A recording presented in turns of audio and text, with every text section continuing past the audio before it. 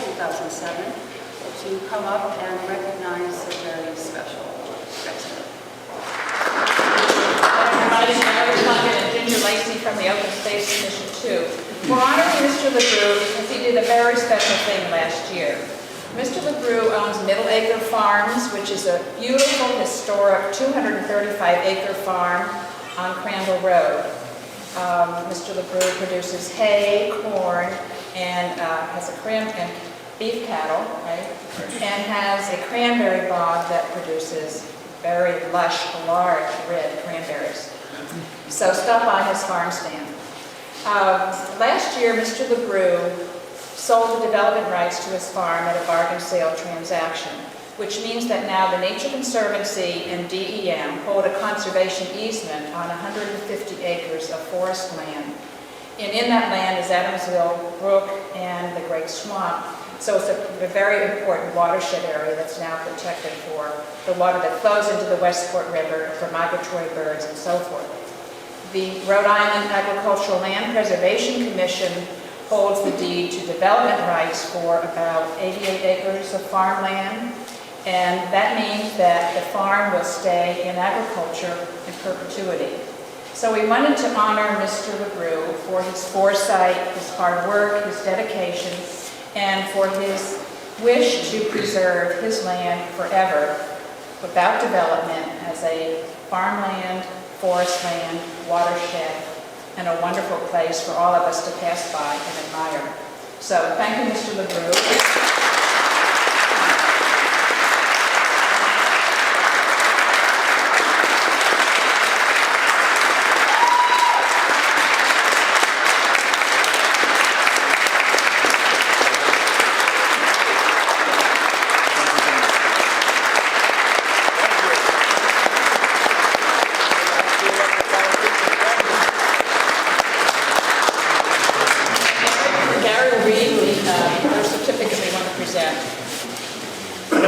See this, but there's a beautiful, beautiful picture on this plaque, and it's so beautiful because it's a picture of Mr. LeBrew's farm. It's a view that you see as you drive down the road, and this gorgeous landscape out there with the silo and a way of life that he's helping preserve. And it says, presented to Lucian LeBrew in recognition of his lifelong determination to preserve the land that he loves and hold to a way of life cherished by the people of Tiverton.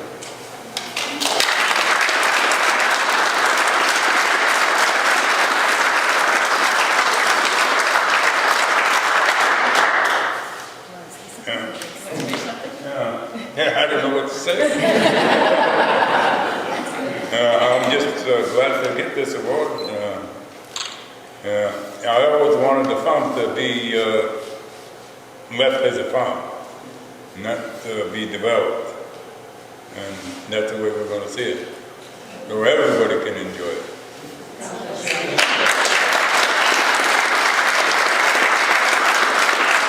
Well, tonight, the Land Trust asks you to join us on an architectural journey. A look into our historic past in the 19th century, then a look into our future in the 21st century.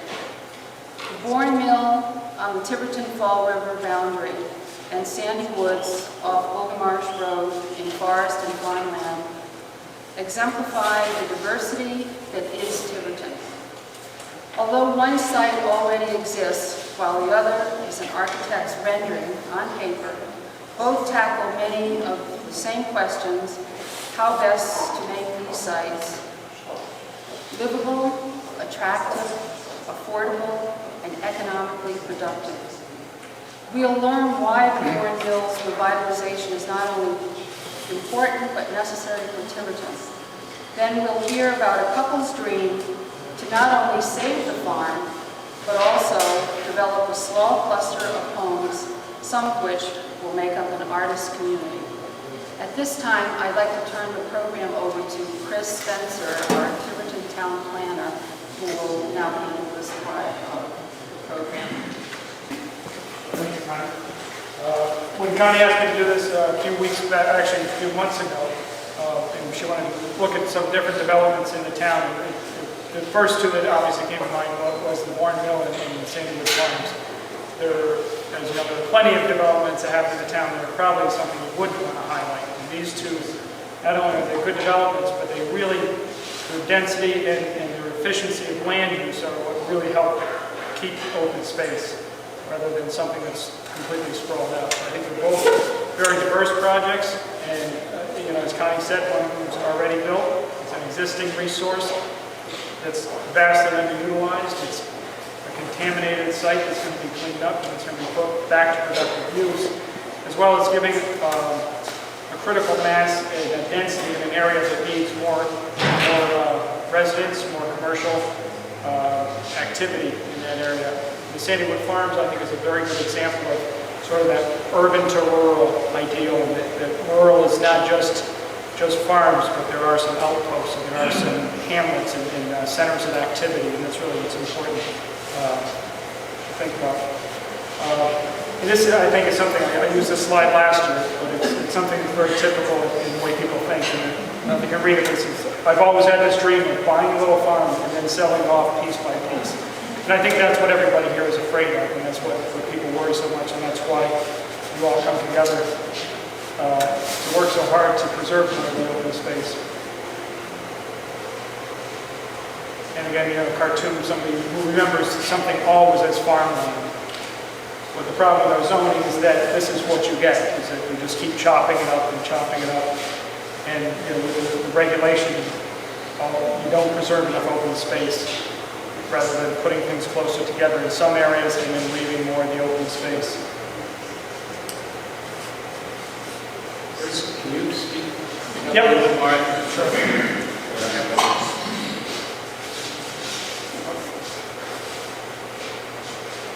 In Tiverton, it's not a very dense community, but density and all the different things that go along with it are really relative in a lot of ways. And we have a land area of 29.4 square miles, population of over 15,000, giving it a density of 519 people per square mile, which is not very dense, but there are some areas that are denser than others. In comparison, we have Manhattan at 23 square miles, smaller than Tiverton with 1.6 million people, and a density of 69,000 people plus per square mile. So there's, you know, you get a sense of really when people complain about the traffic or something, or the safety, or you know, the overcrowding. It's again, it's relative. Another statistic that's kind of interesting is they said if Manhattan had been settled at the same density as Alaska, there would be 15 people living in Manhattan. So, but the density in some of those areas is really important to get the commercial activity, get some of the cultural activity, and things like that. You know, this is what we're trying to preserve by doing better developments, not just sprawled out developments on large lots. This, of course, is the Sandywood Farms. Has a land area of 174 acres. But what's important is that most of that is agriculture. There's a buffer, and it'll be approximately 75 living units. But if you look, the residential and commercial area is only taking up 24 acres of the whole site. So it's very dense, and if that had been done, those same 75 units, it's in an R80 zone, that would have taken up 137 acres. So you can kind of get a sense of, by compacting these things, how much space you leave. The Warren Mill is another good example. Total land area of 19.88 acres, and it's projected to have about 267 units and some 30,000 square feet plus of commercial space. In an R80 zone, that would have been 490 acres, not including roads and all of those other things. So you can imagine how much density you're getting in there in a small amount of space. It's efficient, it's a good use of land. It's also a good use of municipal tax dollars, because the one is going to be privately maintained and owned, private trash pickup, but doesn't have all these miles of road the town has to take care of. I mean, there are some small developments with probably 20 or 30 homes that have more roadway than the Warren Mill. And this is the kind of thing that happens when we don't have enough activity in an area, or things get too sprawled out, or the zoning doesn't really allow for things to be a little more dense. So you just have these sort of low-intense commercial uses that really don't benefit anyone. They become an area that nobody wants to walk around or walk to because it's really geared for the automobile. But the land areas along Main Road are pretty small, so it doesn't really lend itself to a real auto-centric, large lot commercial areas. They're very small. And a lot of people, get worried that, if you bring the buildings closer, you get more dense, you just make things look too crowded, and just not something they want to see. But when you think about it, this is just a series of photographs of what would happen in some of these areas when you take a picture like that, or you take a scene like that, and you bring the buildings in closer, you start to improve the buildings, you add more parking, and then you start adding more of these buildings in that area, and you'll see that it just adds this density and it adds a life to the area. And the street lights, and then more, everybody always wants to know how much is too much. But you can see each one of these is sort of adding something to that place and making it a little more special and something that is more likely that's going to be able to support some of that commercial activity. It's very, I didn't know this, by the way. But you can see that in the same street but with all these different things added in, and all these things, rather than being sprawled out all over the place, are centered in one area where people can go and park once and then walk to different places rather than get their car and have all the parking duplicated over and over. Same thing in the north end, with the Bourne Mill coming in and some of the density here. There's a lot of density in the north end, but then there's also a lot of vacant lots, and people always look at that and say, well, maybe it's better, we already have too many houses and we should just sort of leave it open. But you get the idea when you start reinvesting in these communities and there's more activity going on, it becomes a more favorable place for people to live, and then people start to invest a little bit more in their neighborhoods. And so as you add all these things in there, again, it becomes a neighborhood rather than just a bunch of houses. So, that's, I think, really the point of this is really not just that these developments by themselves are good or bad, but really they're good, efficient land use examples, and again, totally diverse, totally different, and these are the things that really this community needs more of, that type of development rather than the other type, and using other tools like transfer development rights, you can put the density where the town can handle it, where the infrastructure is available, where the resources are there, and help preserve more of the open space. So I'm going to introduce Steve Osterguy. He's the Executive Director of Church Community Housing and the partners with the Sandy Wood Farms development.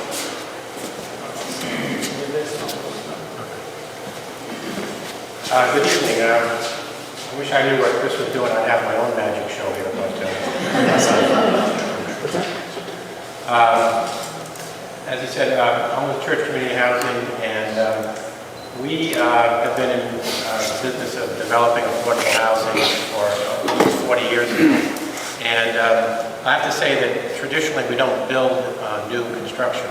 We've primarily focused on rehabbing existing buildings. We've converted all types of buildings, schools, office buildings, other things. And we've done very little new construction. So when we were in contact with Nika and Joe Bassam about their property and what they wanted to do, we spent quite a bit of time trying to figure out how to do what typically is done, which is you call a development what it was before, and then it turns into a subdivision. And so all those shady farms and evergreen farms that now are just subdivisions, we wanted to have it actually stay as a farm and actually try and increase the farming activity if that was possible, and try and maintain as much open space as possible. I'm going to go through just a few quick slides. Chris hit on some of the points already, but this is the site. I think most of you are familiar with it. The parcel as it exists now is there's one parcel here, there's Connell Road here, which separates it, another parcel here. In total, as he said, there's 174 acres. Parcel A, which is, has a lot of wetlands in the middle of it. You can see it designated by these little markings here. When we did the analysis of the project originally, we did a build-out plan, and we figured we actually could, using the R80 zoning, we could put about 16 lots over here, and we ended up with, I think, potentially about 95 lots on the site with the current zoning. And then we sort of backed into what we really wanted to do. But in order to present it to the planning board, we had to show what the potential for the site was. And as you pointed out, what we're trying to do here is we're trying to preserve, in terms of open space, 111 acres, almost 30 acres would be agriculture, 9 acres is an agricultural buffer, and the actual development area is just about 24 acres as stated before. This is a little color rendering to make it look better, and this is roughly what we're looking at developing.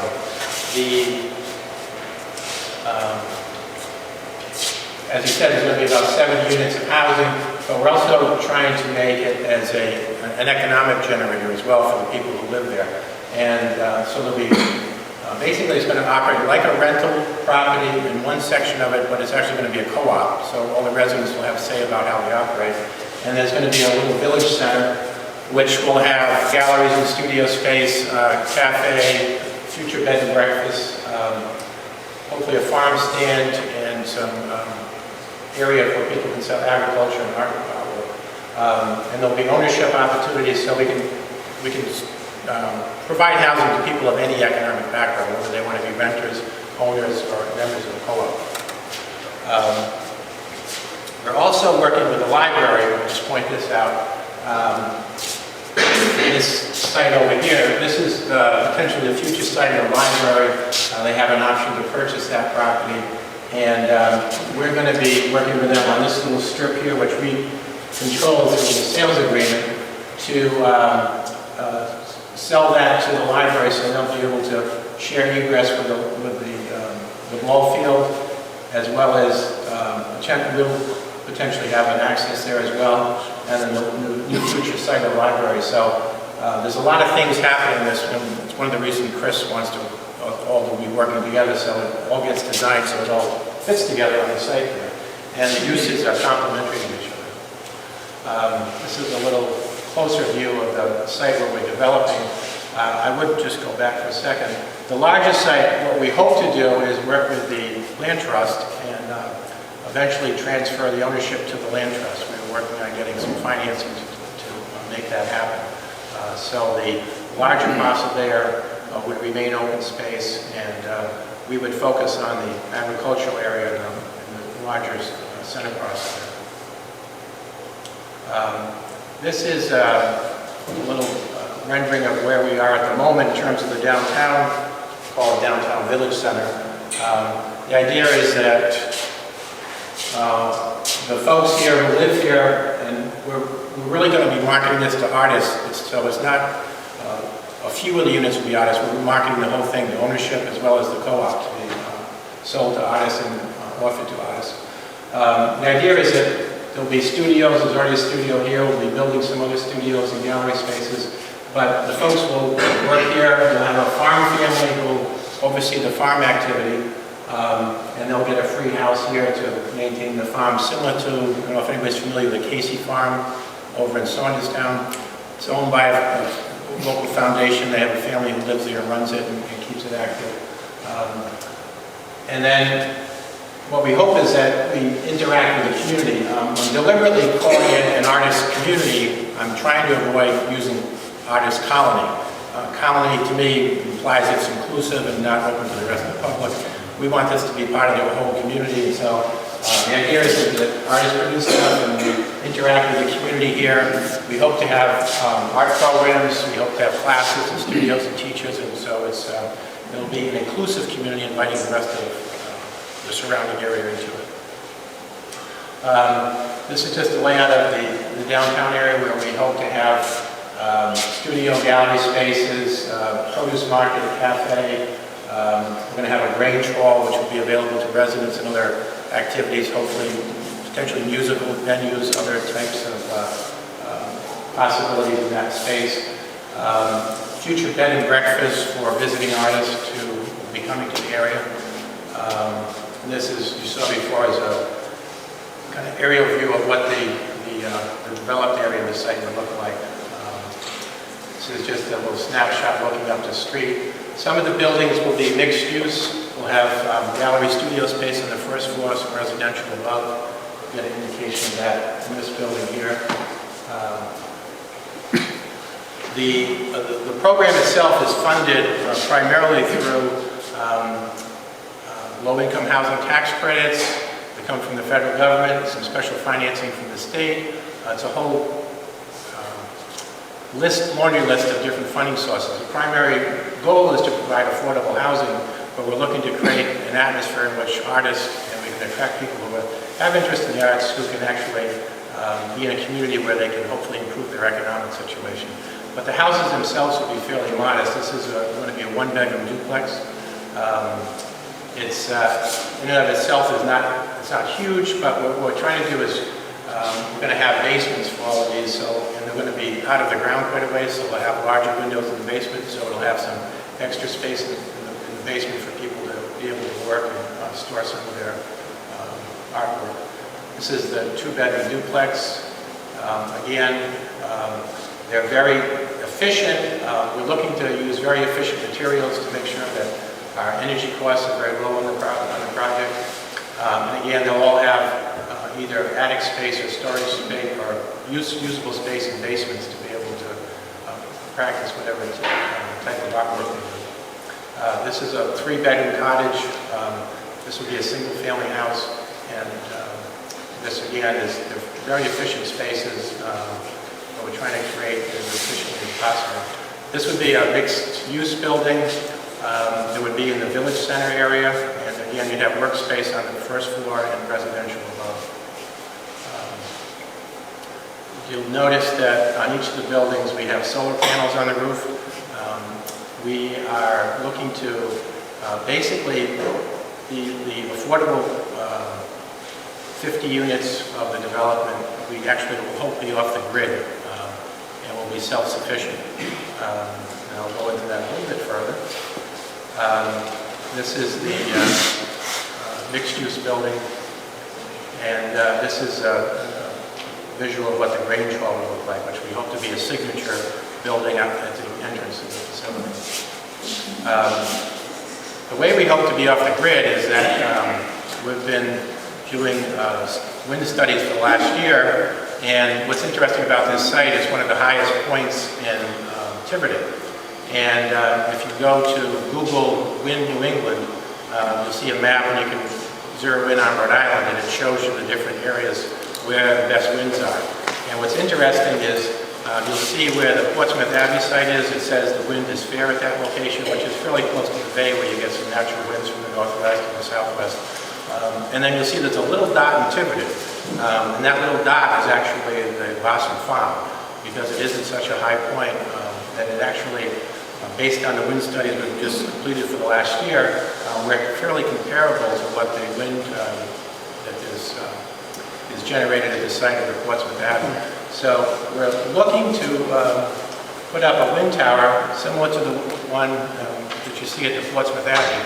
And based on the size of it, it appears that we can provide all of the electrical needs, hot water, and heating needs for the 50 plus the commercial activities in the village center. So the way it works is that when the wind's blowing, we're in very good shape. And we're generating enough electricity for the community. When the wind isn't blowing, we draw off the grid, and that provides us electricity. But on average, this should produce more than electricity that we use. So what happens is when we're producing more electricity, our meter goes backwards. And on average, at the end of the year, we'll either have a surplus or we'll basically break even with the amount of energy we produce.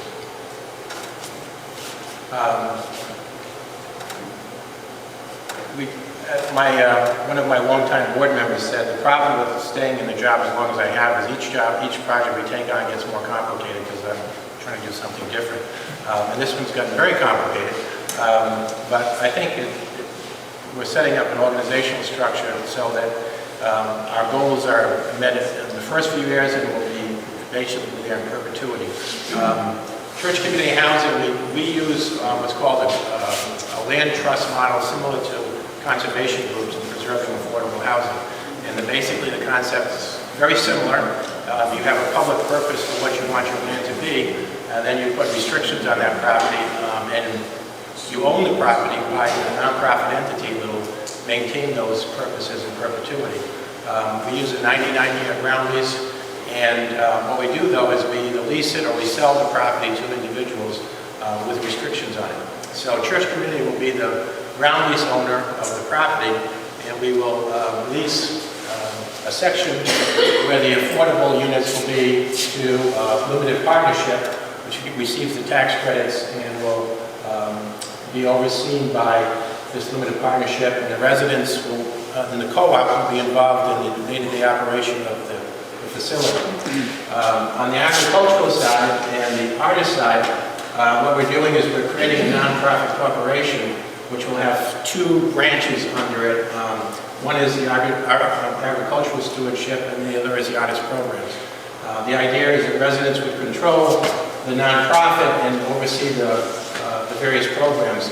If you're familiar with AS 220 in Providence, it's an urban type of similar organization without the agriculture, but they have publications, they have artists of all different backgrounds living in there and actively producing art, selling it in the galleries. They have performance space, they have cafes, they have a whole variety of things to make it a lively community.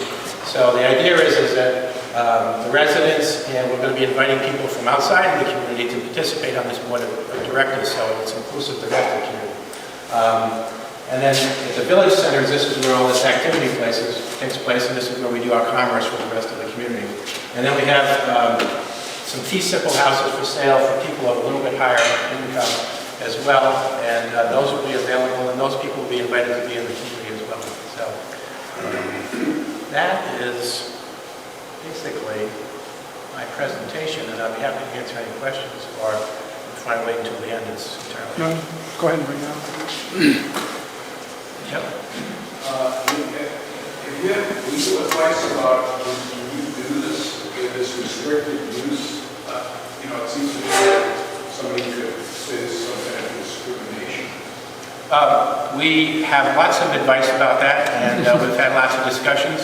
And the way it works is we can give preference to artists. And there's an organization called ArtSpace. It's a very well-known organization out of the Midwest. And they have developed many projects like this, but mostly in urban areas. And there is the issue of whether you discriminate against anybody, but what we found, and it's actually been very successful, if you've noticed every article that's shown up in the paper so far, Artist Colony approved, funding, the community makes the next step forward.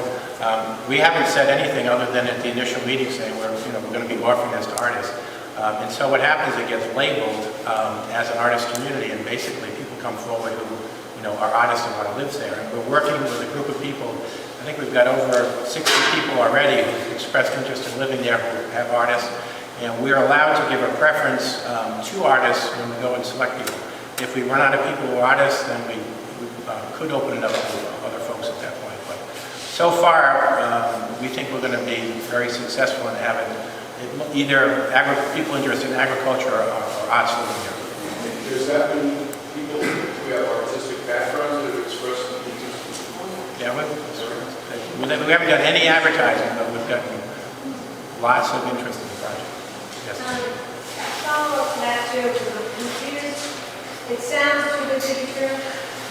So, you say low-income housing, and to me that means something different than arts colony. So, if people with low income want to come here with children, like if I'm picturing a worst case scenario, who's going to pay for schooling and things like that? Because I don't know what the taxes are on people that are living here. Or Taxes would be just whatever the town assesses the taxes are, paid just like anything else are. well, we already have a big crunch in education. I'm pretty involved with that side of it, trying to supplement arts and things in our schools. So, in fact, if this happened, it would be a benefit to have artists that would come to the schools and help. But how do you make it really happen? Is there a limit to ages? Are there not a lot of kids here that are going to Well, what's interesting is what we've found is we've gotten a lot of people who are interested who are retired, and we have some families, and we've got some younger people, but it tends to be an older crowd than goes to the urban art loft type of situation. And so we've had a mix of all kinds of folks, but they've tend to be older so far in what we've seen in terms of people responding. But when they go, are they, I'm still not understanding it, I'm sorry. But there's houses that you stay out and somebody you rent it? Yes, these, Rental units. well, it's actually going to be a co-op, but it's actually more like a rental property. These lots here will be for sale, and this will be the co-op in this section here. So if I want to apply with a family of a few kids, I could? Yep. And if there was a spot I could get? Well, we do Like I'm have... thinking if I live in Fall River in low income, I'd much rather live on Joe's Farm, it's beautiful. So how do you really get the artists to come in? Well, as I said, we give a preference. There's going to be a screening committee who's going to review the artwork and make a determination of who gets preferences. And that's not illegal, like that gentleman said? No, it's not. As a follow-up to what she was asking, of the 75 units that you're talking about, what is the ratio of rental units versus how many lots to be sold? It's And subsection B of that question would be, if it's a co-op and it's a 99-year lease, the residences that are to be sold are sold on individual lots. Could you explain that to me? Yep. All of this land here and all of this land here will be under boundaries. These will be individual lots that will be sold fee simple. So these people, And how many of those? there's 24 of these. Some of these will be affordable to lower income folks too, not as low as these, but To purchase farm. yes. And then we have a farm family, and then Joe and his wife are going to stay on the farm as well. So And then the rental units, these are here. and there are 75 units, No, 50. 50 rental units. Yeah. And just a subsection B of that question, how are the taxes paid? Now, those individual 24 residences, say they go with Blue on there, is that lot and that house going to be valued at $550,000 in tax? So whatever the assessor. That's what I'm asking. I'm sure that's part of your plan. And 50 rental units would be sort of absorbed by the rest of the town. No, they'll pay taxes just like any other property will pay taxes. Rentals don't pay taxes. I don't know what town you live in, but they do too. Rentals don't pay ownership taxes. The owner of the property pays taxes. That's what I'm trying to Yeah, get at. yes. So that would be borne by the responsibility of Boston County or the co-op? It's a fairly complicated thing, but there's a limited, just like the board mill, the owners of the board mill are going to pay I don't know taxes. about that. I don't know. Okay, that's a big facility, there's multiple units, they're going to pay taxes, whatever the town assesses of that. This is going to pay taxes, whatever the town assesses that. Yep. To go back to the school question, and right now, Tiverton is shuffling its schools tremendously. Has there been a projected study now? Yep, it was presented to the planning board. Yep. Chris, how much will Bourne and this development add to the school Yep. basis? And will it be 10% more? Are we going to be paying 10% more to absorb these I can't, children? I mean, is there a projection, or should we not have done more? there was a projection and it was presented to the planning board. The planning board reviewed it when they gave us the permission to do this 2 years ago. But I'm not just talking, I'm not so much concerned about that, I'm actually more concerned about the Bourne impact. I'll let them answer the question. So I didn't know that they were going to be. And by the way, there was a wonderful presentation by Chris, he made National Grid do the underground wiring. Well, I didn't, I was just some visuals, but. I told you it was magic show. It's a lot easier to erase them than it is to bury them. Could you clarify, you had mentioned rental units, feasible developments, and then the co-op, but I'm hearing you say co-op and Right. are the same thing. And I'm just wondering- This is basically going to operate as a co-op. The residents are going to control it, but they're going to pay a monthly fee, a co-op fee to their limited partnership, which pays the taxes, pays the insurance, pays for maintenance, maintaining the property and so on. So it feels more like a rental, but it's really a co-op. Yes. My question was about the square footage in some of those units. You had a two-bedroom, Yep. single, I'm just trying to get an idea. You don't have any pricing yet, but Well, no. square footage-wise, what kind of space? The co-op units, they're fairly modest. The one bedrooms are about 700 square feet.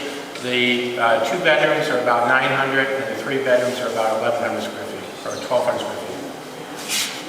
And then the idea, though, is that we're going to have studio or gallery spaces where people can work, as well as we're trying to make finished basements that will actually be usable. There'll be heat and there'll be usable space. But it's also unlikely you're going to draw too many families with many children with 900 square feet, 700 square feet. It's true.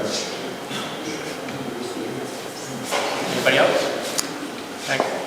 What legal requirements do you have to sell the properties below and to rent to lease the properties on the right? What kinds of legal prescriptions do you have in terms of required income levels when you say low income? And you indicated that the group would determine who would be have the property leased to them or sold to them. And I wonder what kind of legal venue a person who had been rejected would have, and how your groups, whether it's artists or not, how their rejection would fare in court. We've been doing this for many, many years. That may well be. This is our town right now. Right, I'm going to explain. This, as I said, we've received lots of grants from federal and state sources. They have specific income limits. So people living in this development here, can earn up to 80% of median income. And that's approximately, for a family of three, it's about $48,000 or $50,000 a year. People who are buying down here can have any income limit at all. And we'll have a couple of units where it would be also for people below 80% of median income. That's something. My time ran out. So when you apply to us, we have these federal and state requirements that you have to be within certain income limits to live in this part of the development here. And it's just you're eligible or you're not eligible. And this part of it here, you can have any income at all. And so if anybody wanted to buy one of these lots and build a house on it, that would be fine. Steve, would you mind sticking around a little at the end so people have some other questions? Yes, that is very good. Thank you.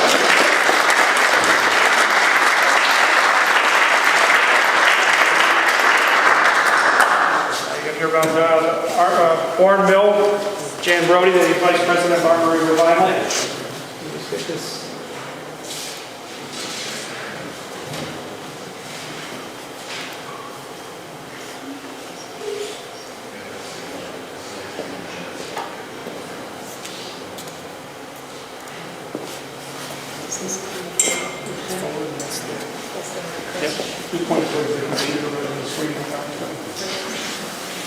Good evening. My name is Jan Brody from the Armory Revival Company. I'm pleased to see so many people here. I know there's been a lot of interest about the Bourne Mill. We've been working on this project for a little over 2 years. I guess it was about November or a couple years ago. And it's been a long process. A lot of information has been shared with the town. We are now at the point of getting final plan approval, which is pretty exciting. So that means we've come a long way, and it's been with the support of many in the town, many of the city. Before I get into the Bourne Mill specifically, I'd like to give you a little background about the company. The Armory Revival Company is a Providence-based firm, and they do management, they do construction, and they do development. They were formed a little over 20 years ago, and the name comes from where they started their business. It was in the Armory District, which is on the west side of downtown Providence, an area that was facing very serious disinvestment, a lot of flop houses, a lot of abandoned buildings, buildings that were burning. it just was not a very good area. However, it was a concentration of incredibly beautiful 3-story, 4-story Victorian buildings, wood frame buildings. So the company started by just fixing up these triple deckers. I've got some pictures to show you before and afters. And they evolved into somewhat larger projects. Chris introduced this as a look to the past, and I know that he's a real advocate of smart growth and new urbanism.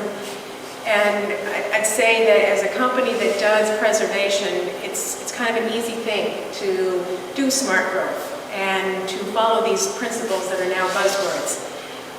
Preservation, just by its nature, is looking at buildings from the past. I just came back from visiting my daughter in Italy, and she happened to be in Florence. To go down a sidewalk there, you have to flatten yourself up against the building because the sidewalks are 1.5 feet deep. That's it. Because the buildings are there, and then there's a tiny little place to walk, the road, and another building. Buildings define how people interact, and they define concentrations. And back years ago, they didn't have the transportation we have now, so that they were by necessity pooled into denser units, and so that open space was left available just because that's the way people worked, and they fed each other's needs. The cars in Europe, as we all know, we're seriously oversized in this country.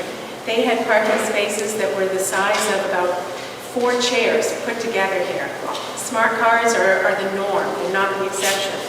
And when I looked at some of these angled parking spaces, and thinking about the standards that we are now seeing in towns like Tiverton, you could probably fit at least 2 cars for every space that we provide, are asked to pave land for. We're evolving in those directions. I think it'll be a while before we get there. But the Bourne Mill, by using its old buildings, the Armory Revival Company, by doing restoration of old buildings, it's sort of internal to what they are trying to achieve, to do smart growth, to build communities that are linked by transportation, linked by services. Most of the projects that the Armory has done are linked by sidewalks. It's not get in your car and go somewhere. They are mission-driven developers, which means not just smart growth and new urbanism, but it's also going into areas that are seeing neglect, that have not been invested in years, and to build communities. We go in, renovate an area, and stay there. Build the next project and stay. It's not a matter of preserving a building, it's preserving a community. And the Armory has been true to this for over 20 years. And at this point, the Bourne Mill is probably the biggest project they've done up until recently. It was done themselves. We now have a partner. But it is one of the largest projects the company has done. So let me show you some of the... Can you take a second? That way.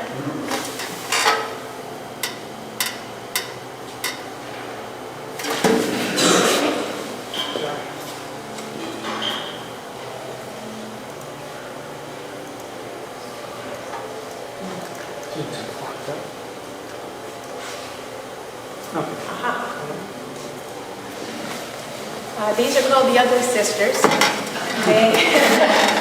They are part of the Armory District. You can see the Tower of the Armory in the background, which defines the area. And this was pretty much what the area looked like. There might be a house that was habitated, and then you'd have 2 or 3 looking like this. This is what they look like now. And over in this district, this is what the company has done. And at the time it was done for rentals. Some of these rentals have now turned over to home ownership. And that's part of the plan as well, to not just, it's to bring people along as they prosper themselves, that they can afford to buy one of these properties. This actually is new construction. The company got several awards for this. It's an octagonal house, which there are examples of that in Victorian architectural history. It's an infill building. Not only, most of what the Armory does is historic renovation. but there are examples of new construction, largely for infill. Chris showed a slide of what an area looks like that has building space, and you think, oh, save that open space. But sometimes putting something there as an infill is the better way to create energy and to kind of put what used to be there. There used to be a building there, and it probably burned. And so rather than preserve that, the fabric of the Armory District was to have dense buildings, all connected by sidewalks and now buses and transportation. This was an infill building. It's been sold as condos. Originally, it was not. As the Armory moved on from doing some of the smaller buildings in the Armory District, the company moved across the river, and this is on South Main Street, right at the point that it turns into North Main Street in downtown Providence. This is what it looked like about 10 to 12 years ago. And it's, as you know, with water, fire, and all the restaurants, it's amazing that there were buildings that still were in such bad repair right in prime districts. The Armory restored this one. It now looks like that. It is a beautiful assembly of 6 condominiums. And right beside it is this building. It is 2 Thomas Street. The other one was 101 North Main, right beside each other. This is what it looked like. And then with restoration and new construction, this is what it looks like now.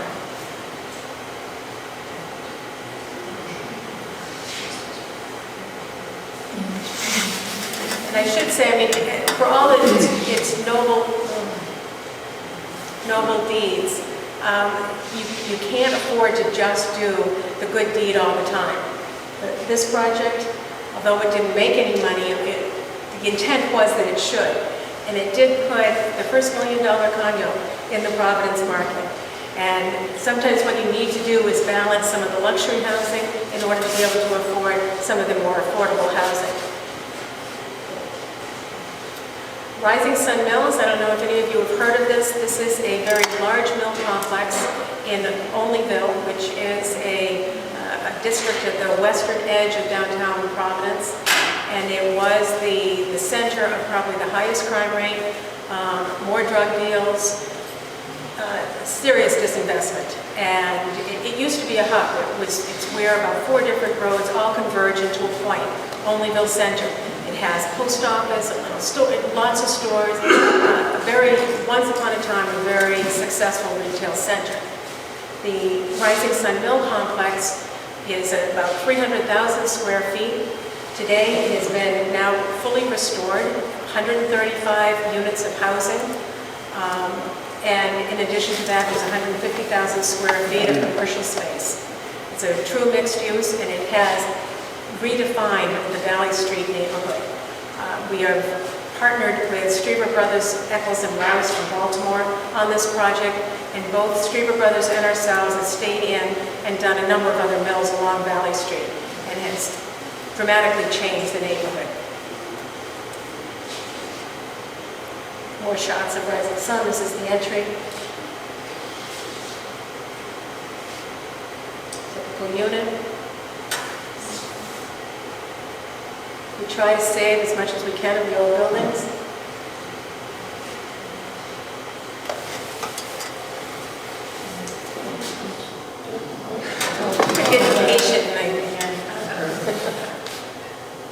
This is in the commercial space.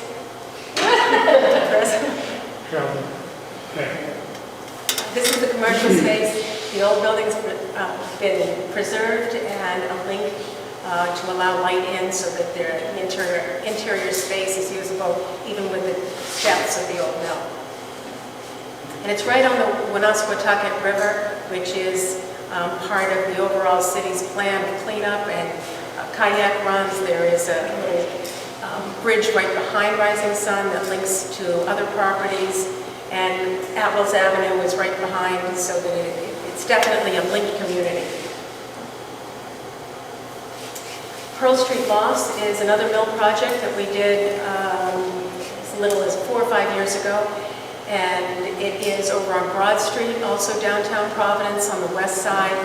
In an area, Broad Street has a lot of abandoned buildings and is probably 3 minutes from downtown Providence. All you need to do is walk over the bridge and you're right downtown.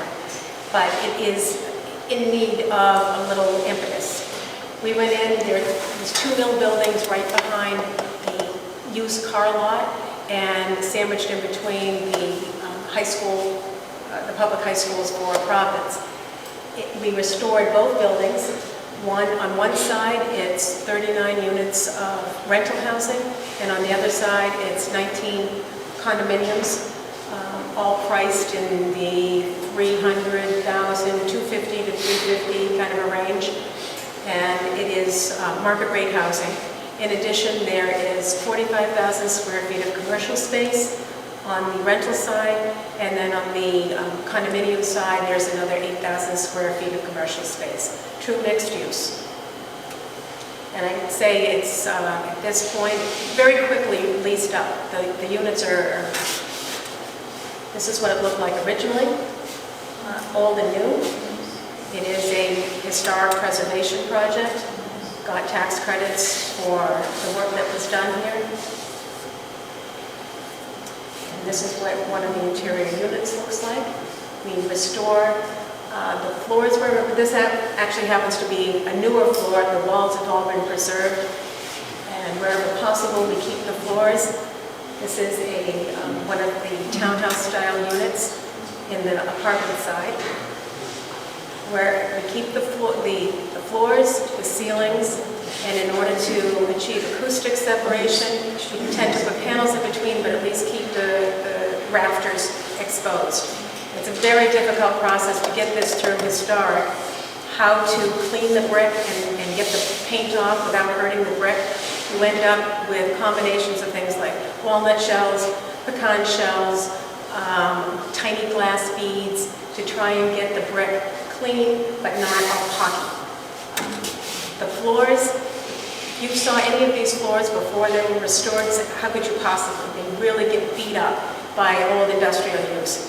Once you sand them down and polish them, they look beautiful. And people like to go in to a loft unit and see history, not to have it all brand new. Again, this is a before shot.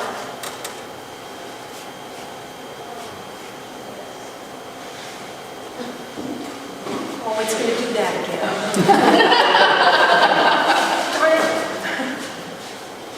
Okay.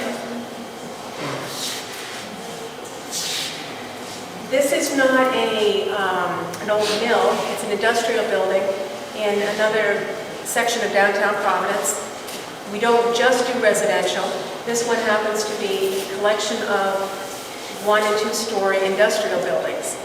And it's adjacent to the public safety complex, the police department, and a public garage that was built there. It's adjacent to the school administration offices. In a little pocket neighborhood that really is in between things. Again, 2 minutes from downtown. Just walk over the bridge and you're downtown. There are used car lots. There are auto body shops, gasoline stations that aren't being used anymore. These buildings are sandwiched in between. It's an area that is ripe for reinvestment. We're taking 2 or 3 of these little buildings and restoring them to look like this. Not fancy. Basically, this is what they look like. Just cleaned up, improved, and offering affordable commercial space very close to downtown Providence.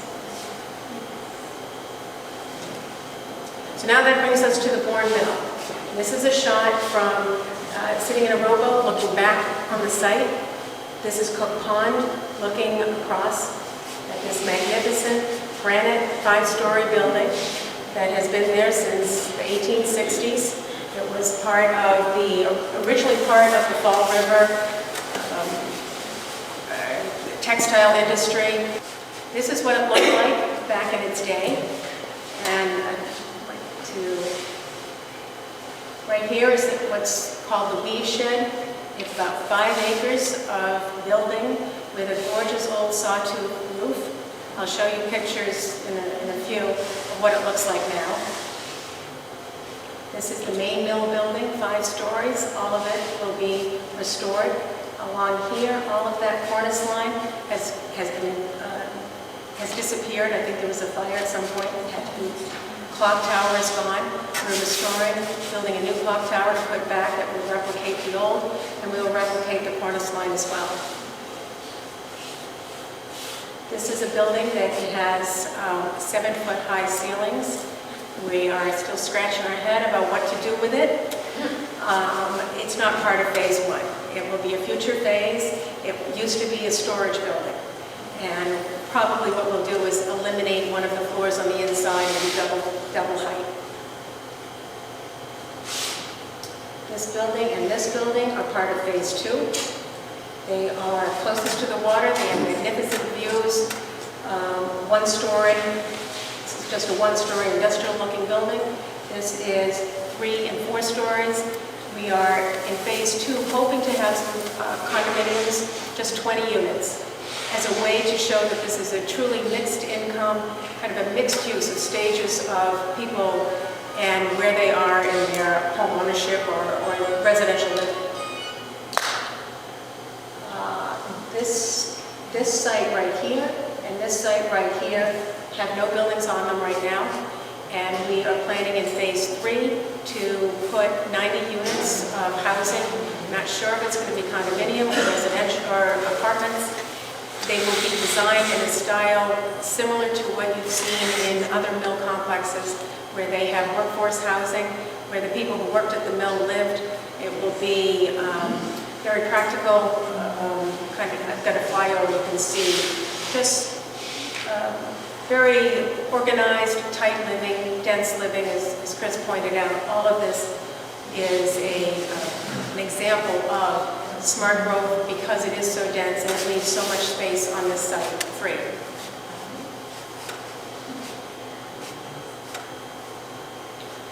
Upon completion, this was what the project would look like. You can see here the new construction. These are the potential phase 2 condominiums. You may end up renting those initially just because the condominium market is not exactly strong right now. And then all of this is considered phase 1. All of these buildings in the back, each of them had a special purpose. Originally, the mill was for creating specialty cloth and part of the Berkshire Hathaway complex. And all of these buildings in the back, each one of them served a purpose. Some were transfer stations, some were where the yarn was made, and then others were where it was rolled, and not all of them are being saved. Originally, there were about 25 buildings. Ultimately, we will be restoring 16 of them. Of those missing 9, 5 of them have either been destroyed or have fallen in upon themselves and are beyond restoration. The entire site is 20 acres. We are restoring buildings that have concentrated themselves on about a third of that land. The rest of it is going to be kept as it originally was.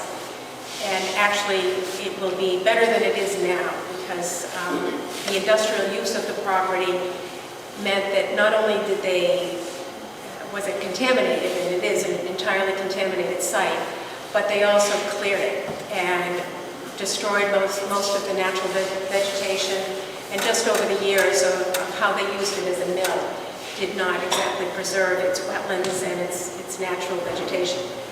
We are surrounded sort of on all sides, right like that. It's really, really circling the entire site. It's all wetlands. And we are very pleased to say we finally, after about a year and a half, have our wetlands approval.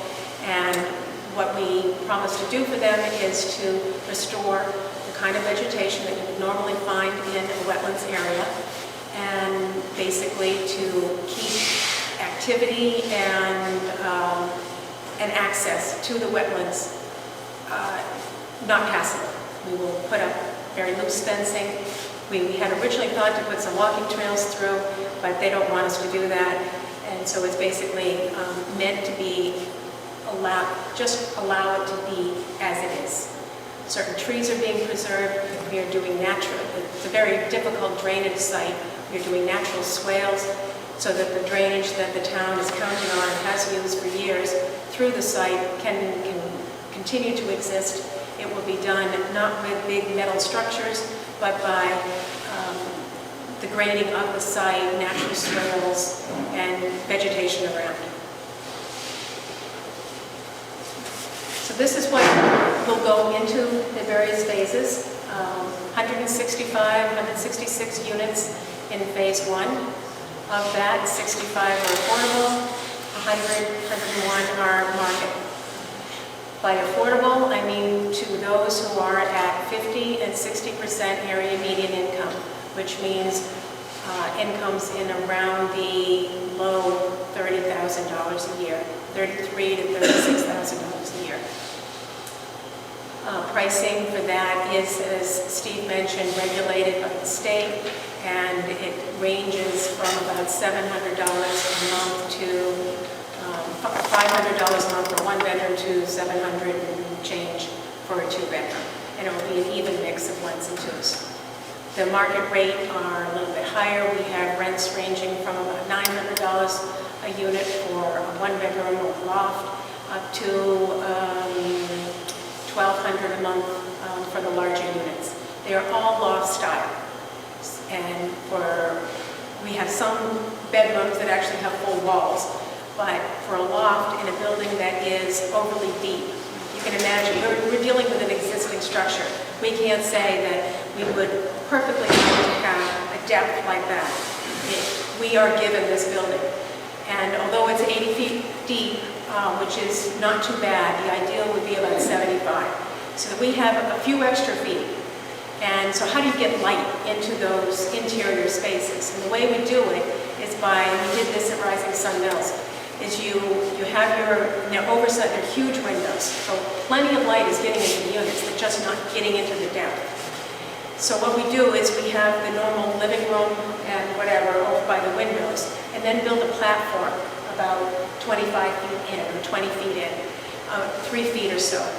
And start your bedroom at that point. Do a 2/3 high wall, which still gives you the privacy. Don't have the wall go all the way up to the ceiling, and these very high windows bring the light back into the bedrooms on the interior side. It's worked very well at Rising Sun. Everybody's happy with their units. So we have a mixture of one lofts, one bedroom plus a loft, which is basically a two bedroom, 2 bedrooms and 2 bedroom plus loft, and some 3 bedrooms. As I said, phase 2 with these 20 market condominiums, it may end up being rental. And then the 22 is that 7-foot high building that I pointed out earlier that we're not quite sure what we're going to do. Personally, I'd like to see commercial space go there. I'd like to have more mixed use, mixed activities so that there are more people there during the day. But again, you can't build something that no one wants to go to. So we'll wait and see what the market does. Phase 3 we will do when the market suggests that the time is right. It is new construction, so there's no pressure to do it immediately, although I guess our plan runs, our approval runs out in a certain number of years, so we have to build it by then. So some of the shots of what is there now.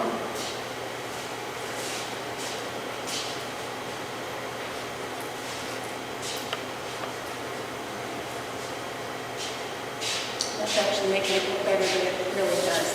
It has not been occupied for a number of years, and each year that it goes unoccupied, it gets a little bit more and more damaged.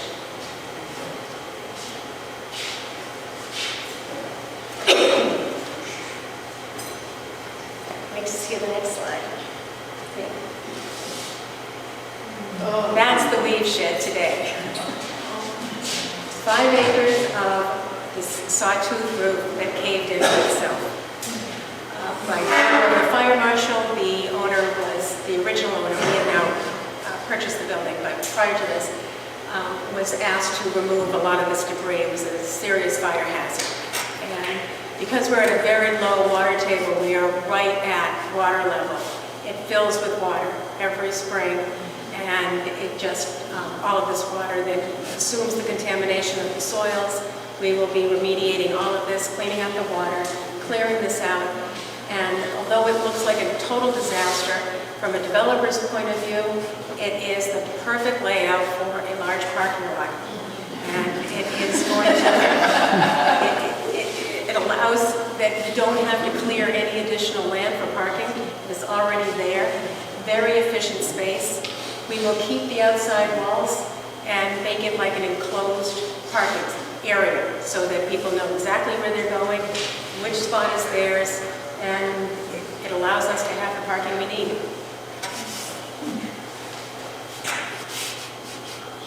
This is the little building on the water that's partly in Massachusetts. That is, as I say, a potential restaurant space. Initially, we'll probably use it for a marketing center. We have a lot of units and a lot of people that we want to get interested in before we're complete. So we will fix it up as a marketing center and hopefully establish the market when we're complete, and then start talking to people about a little cafe. We did that at Rising Sun, and it's very successful.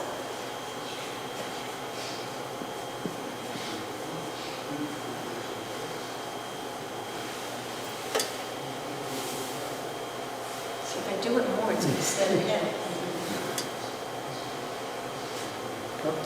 The top shot is, oh, I didn't touch it.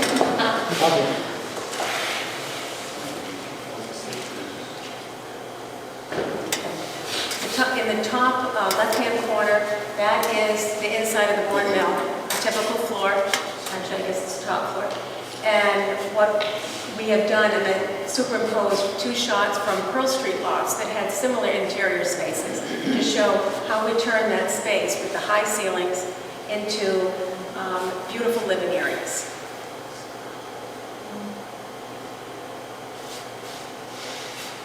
Nothing to show here. I don't have any wind turbines. As much as I'd love to have them, we're not sitting in a high spot. We originally hoped to have geothermal at our location, and I got a whole education on that. It would sound great, it'd be great for marketing to say that we're off the grid and we had our own energy source. And as a lot of you may be in the industry, I know that I feel that we are all obligated going forward to live more conscientiously, to be more energy smart.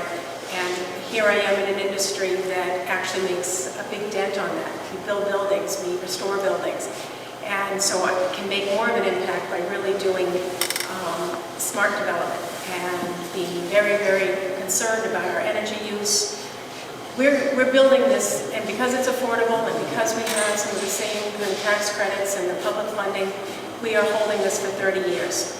So that means that we'll be managing it and aware of how much gas we use, how much electricity we use. It's not just to sell and let someone else worry about that.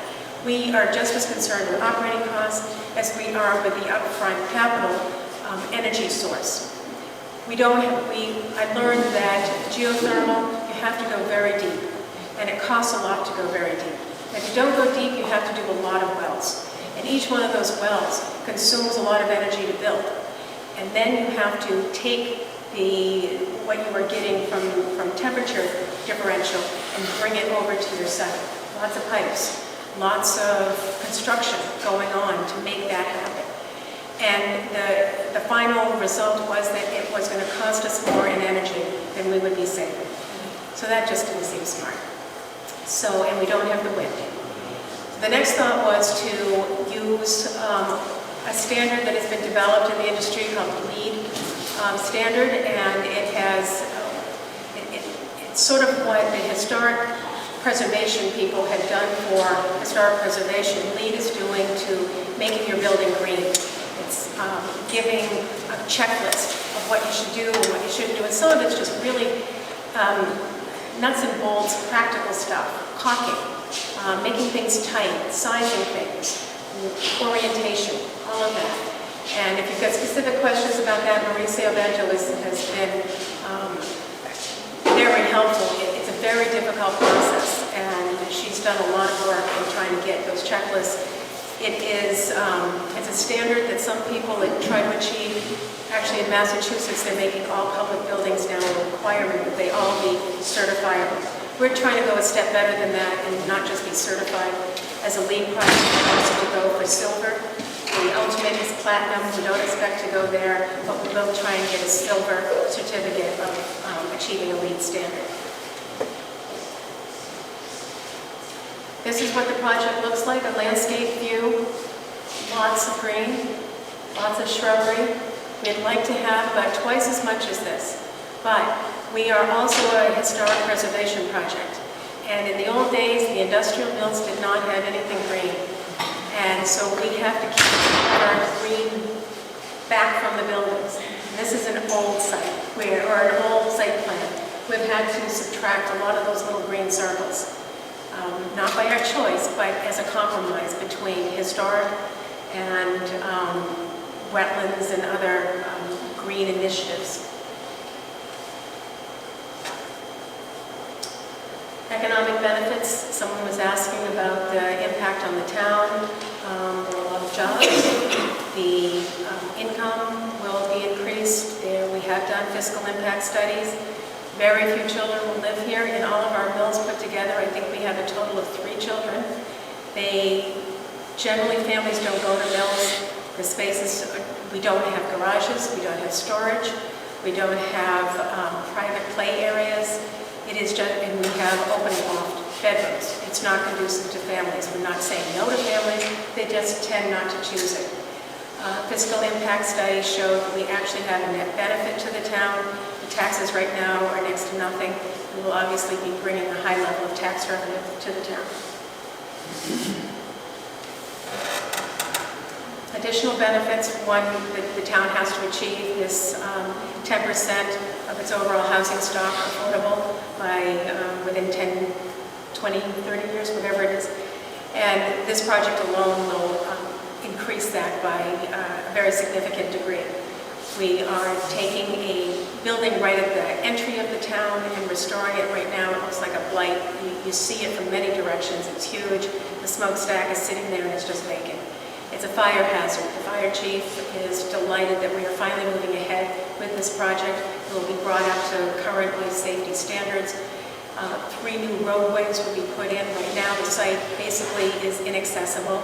There's one tiny little roadway that has been cinched down because of the pond and the rising water level so that no emergency vehicle could access the site. We are building it out in 3 directions so that emergency can get in there.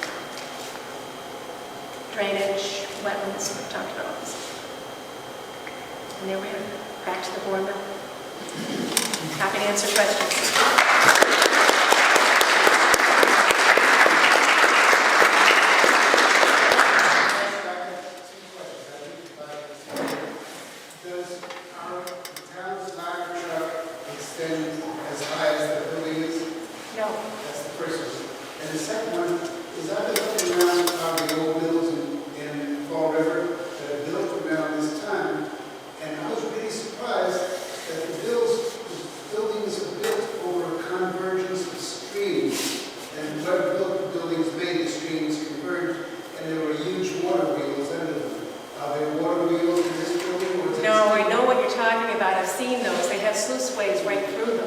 This one doesn't. No. And as for the ladder, that we're going to add to the fire chief's request. Right now it is part of, I think Westport is involved. It's about 3 or 4 towns that share the equipment. And in a few more years, there'll be enough tax revenue to pay for your own ladder truck. I went to the planning board meeting, I talked about fire, and I was told that building would be sprinkled, and you haven't lost any lights in the sprinkled building. I was told by one of your representatives. So I assume this is going to be sprinkled. Absolutely. Right. So it's not really a big problem of loss of life, hopefully, but always can have an accident. Right. My question is, the Louver building is destroyed. I noticed there's preservation money going in here, credits. It would be nice to have solar panels in that roof. And I mean, a Louver style type of adaptation from the lower building. And you could get some energy out of that. We'd love to. You have to twist one of these arms to improve it. No, it's not that. preservation. It can't be visible from the ground. And so what we're doing is looking at, we've got a one-story addition on the front of the main mill building, and we are looking to put solar panels on there. It can't be visible. My other question is, there are a large concentration of people here. I'd like to see this link to the North Tiverton area, that commercial area, somehow. You're able to get something going to make that link to the commercial area, then where these people here will use that area to bring that area up too. Absolutely. It's part of our marketing campaign that all of that retail is right there. And State Ave is being built out, where that's the one that is cinched down until it's nothing. And we will be putting a sidewalk along that. Actually, a bus stop will be right at the end, so that it will be linked to the whole transit system of Fall River. I know it's kind of tight between Fall River Shores, Market, and Stop and Shop, with nice big walkway. Right. Well, you go out Fish Road, to Fish Road, it's right there. So the people The small retail is on the west side, and on the east side, you've got the big box. So the people here will definitely be linked by the communities and the commercial that's surrounding it. In the event that you do have an influx of children into the facility, which is unpredictable, do you anticipate providing recreational facilities in that, in part of that 20 acres, or is that precluded by historical preservation? It's precluded by wetlands. What you saw is what we will do. We've been doing this for 20 years. There aren't going to be children. I wouldn't mind having children. It obviously brings life, but it's just not conducive to it. And we're hoping to have a dog run, hoping to have a basketball area.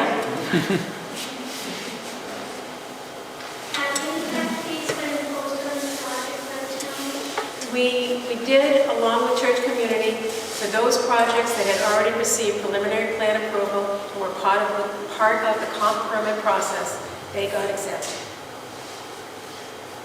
It was something that came up long after we had proposed the project. And impact fees are meant to pay for impact, and we are having a positive impact in the fiscal year.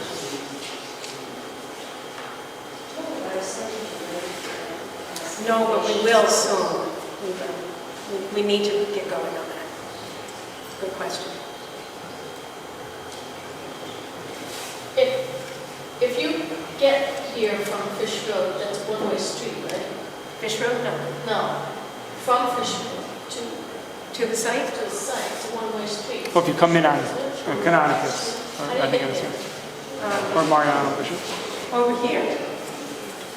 If you take this road out, it links right to Fish Road. It's not there. It's not there yet. Oh, it's not there yet. No, well, it was there. It was there. And you can still see from an aerial view, you can still see it.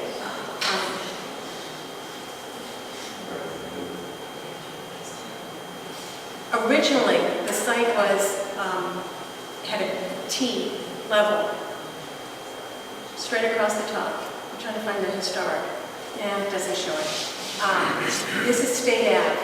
It was a road that went all the way clear across and linked over to what was, not then, but to Fish Road. And right now, as you go down Fish Road, you can see there's a curb cut and there's a clearing right where the power lines come in. Yeah. And that was a road, upland. Oh. And so we're just building out what is now an abandoned road. It's actually been accepted by the town of Fall River. It's in Fall River. Because I was concerned that you're going to have those people there, and then how are they going to get in and out of the one-way street and everything? No, it's two-way in all directions.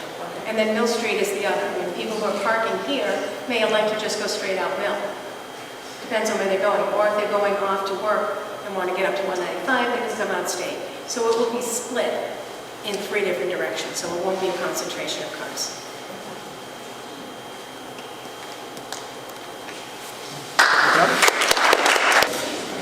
I can't help but be excited about those 2 projects. I mean, they are wonderful for the town of Tiverton. They're going to do a lot to improve the community. But we haven't yet talked about the land trust. And I'm also excited about what we're doing this year with the land trust. Now, we've got a lot of really neat things going on. And part of it is intended to help educate the people in town and the people in the schools, the students in the schools.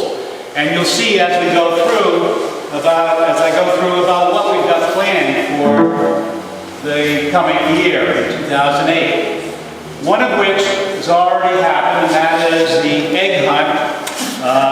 Laura Epney really pushed that through, did a great job, along with parents and lots of volunteers. As Connie said, the volunteer crew is terrific. The next thing that's going to start happening is the Seconic Growers Market. You've probably read about that in the papers. It should be terrific. It'll be right at Pardon Gray between Main Street and the kiosk there at Pardon Gray. And it's starting on July 5th. And it'll run every Saturday through the end of September from 9 o'clock to 1 o'clock in the afternoon.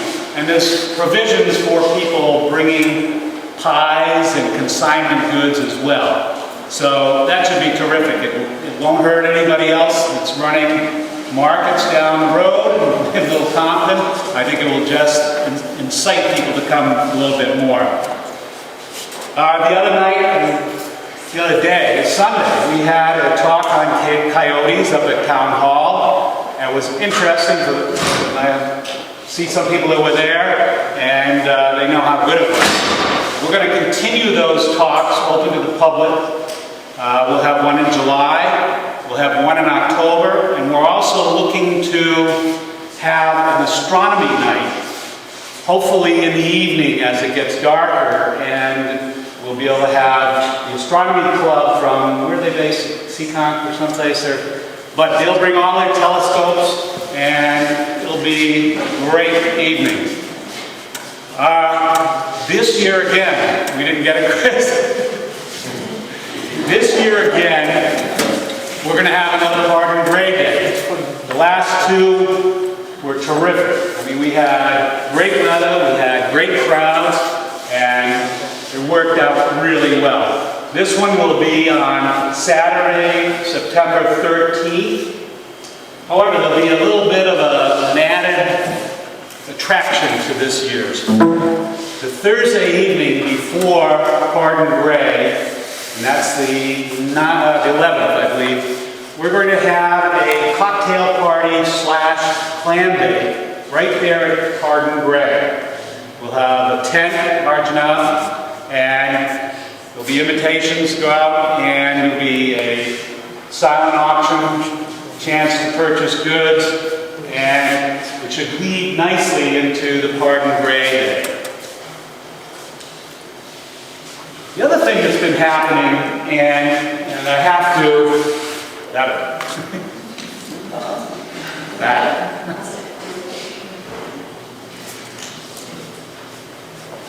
The other thing that will be happening, Wayne Browning came on our board last year, and since he's been on, he has done an absolutely terrific job of not only organizing our trail volunteers, keeping the trails up to date, new signs, but he's been working with the schools in town to bring in the kids to help them learn about the open spaces and learn about what goes on in an environment like we have at Pardon Gray and all of our properties.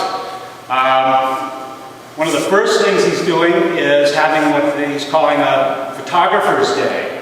Or 2 days. I guess it's going to go a Saturday and a Sunday, and he'll be inviting students from both elementary schools and high schools to come to Pardon Gray, giving out 100 free cameras, disposable cameras, and allowing the kids to learn from photography experts and also take their own pictures and have them on display. And I think it'll be terrific. He's been doing a wonderful job. I can't praise him enough. I'm losing my track here. It's not going to go.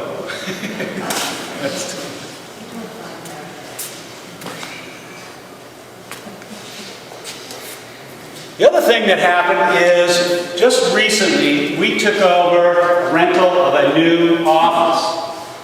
And we have been operating out of people's houses, we've been operating out of Amicable Church, which is great, but we had no place to store files, we had no place to meet on an irregular basis, and we just took possession, or took the rental possession, of a loft at the Mill Stores. It's above the surf shop and opposite Macro Graphics, if you know where Macro Graphics is. It's a low ceiling, or a cathedral ceiling, if you will, but due to the fact that we had board members donate much of the cost of this, it's working out beautifully. We don't have to tap into any kind of gift funds or donations. All the board members are taking care of this. But you'll see it. We'll have a sign up there shortly. In fact, it may be up now. It's up. And the furnishings will be coming in next week. And we can thank Ives Nathan for his expertise in getting the furniture. He's been in that business for most of his career and did a great job in getting us some terrific furniture for that. The other thing, and this, I've already got this up, Connie already stole my fire at this, but I wanted to say that our volunteers are terrific. I mean, if I named everyone, first of all, I couldn't remember them all, and secondly, I would leave somebody out. But they're terrific. I want to particularly mention Gail Lawrence, who has been our coordinator. She has been terrific. I can't say anything better about her. She's been great. Every time we need something, she's been there for us. For the trail volunteers, the people who maintain and take care of the trails, the winds we've had over the last year, it seems, there's been trees down and shrubs down, and they're right out there, right after it happens, taking care of it, and they're doing a great job.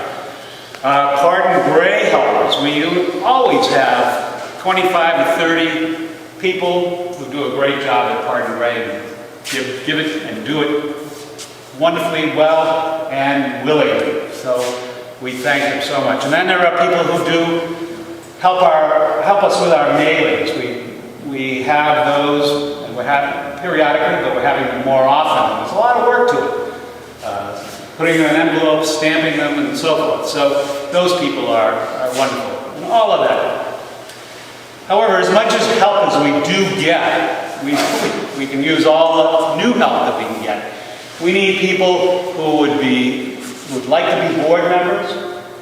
We have a small board. It's 15 people, and they're doing multiple tasks and multiple things, and it's tough on us all. We're all volunteers. At the time, a lot of us are still working, so the time is tough. So if you have a special expertise in something and you'd like to volunteer for the board, please do so. Just tell Connie or any one of the board members, and we'd love to have you. We need a secretary. Nobody wants to be the secretary. They don't want to sit there and take notes. We need somebody who is working on community relations.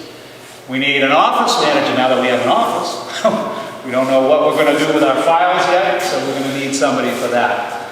And a web coordinator, I've been doing it for the last few years, and I do a half-baked job, I think. So we could use somebody who knows what they're doing there. And then, of course, some help with our newsletter. Connie and Trish write most of it, and Laura Epke, and it's tough. It's a long process, so we could use all the help we can get. Let's see. You know, with all these things that we're doing, I don't want to skip over what our main purpose is, and that is to preserve property. And all this time that we're doing all these other things, you think, well, I haven't heard anything going on about property. But in fact, the opposite is true. There's work going on constantly on possible properties. Trish Sylvester works at it diligently. She spends a tremendous amount of time doing it. But it's a very long process. I mean, there's trying to convince the property owners that this is the best use of their property. Then you do evaluations of the property, and it takes sometimes years before you get it. So it's not that nothing's happening, because it's always moving along. We just generally don't say a lot about it until it's happening. So as we go along, you'll see that there is things happening.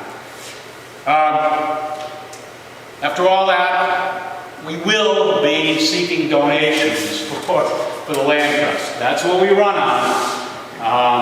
And we can use everything we can get. I mean, we had a wonderful donation this past few months, $50,000 from one person here in Tiverton. And that is so wonderful to see. And not that everybody can give that. Give 25 bucks, if you can give 100 bucks, whatever you can give would be very, very welcome. Now, one of the things that we, whoops, I'm going the wrong way. One of the things that we looked at was to bring us, to sort of be a vanguard of what we're doing for our 2008 projects, is we had an old logo. We had a logo that was simply a compass rose with a name around it. It served well, but we decided to take a look, and we asked Chris Pinkerton from Macro Graphics down in Four Corners to see if he could come up with something that was more representative and had a little bit more life. So this is what we came up with. I think it's a great image of what we want to project. It carries the water, it carries the farmland, it carries the forest, and we'll be able to use it for everything we do. We'll put it on hats and so forth for fundraising. Anyway, Chris isn't here tonight, but I wanted to thank him if he was able to make it.